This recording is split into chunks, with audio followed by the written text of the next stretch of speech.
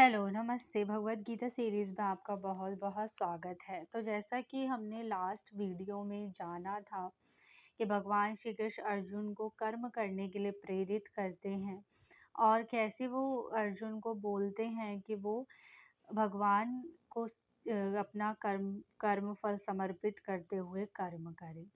अब नेक्स्ट श्लोक में यानी 47वें श्लोक में भगवान श्री कृष्ण अर्जुन को कहते हैं, कर्मण्येवाधिकारस्ते मा फलेषु कदाचन मा कर्मफलहेतुर्भूः मा ते संगः अस्तु कर्मणि।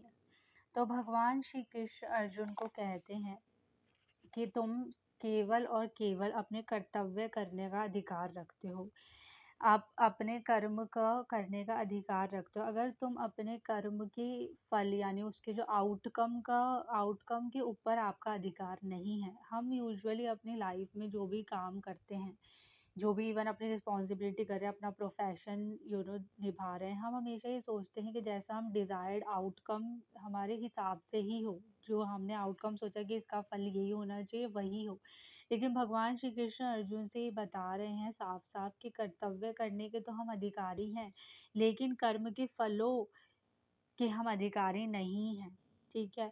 उसका जो कर्म का फल है उसको हमें उसका कारण हमें खुद को नहीं मानना चाहिए, ठीक है? और ऐसा करते हुए जब हम भगवान को सेंटर में रखते हुए जिन भी भगवान में आप विश्वास रखते हैं उनको आप में रखते हुए उनको सरेंडर करते हुए जब आप अपने कर्म करेंगे तो वो कर्म ही एक स्वधर्म बन जाएगा, ठीक है?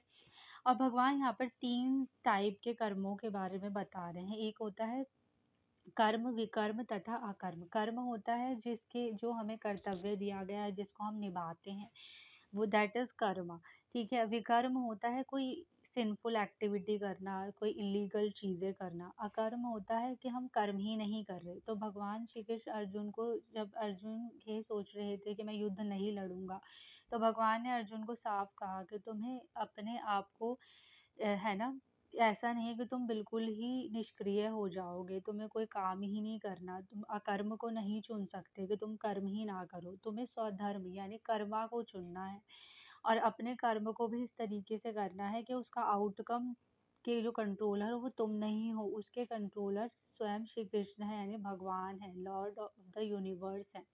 ठीक है, तो इसी तरीके से हमें अपने जीवन में भी जो भी कर्म करना है उसको भगवान को समर्पित करते हुए, उसके फलों को भगवान को समर्पित करते हुए ही करना चाहिए। ऐसा करने से चाहे हम भगवान को जब हम सेंटर में रखते हुए कर्म करते हैं तो वो इवन अगर वो कर्म आधे में भी छूट जाता है या उसका फल भी हमें वैसा नहीं मिलता जैसा हम चाहते हैं, वो तब भी एक प्योर प्योर एक्ट बन जाता है, एक प्योरिफाइड एक्टिविटी खुद में वो कहलाता है।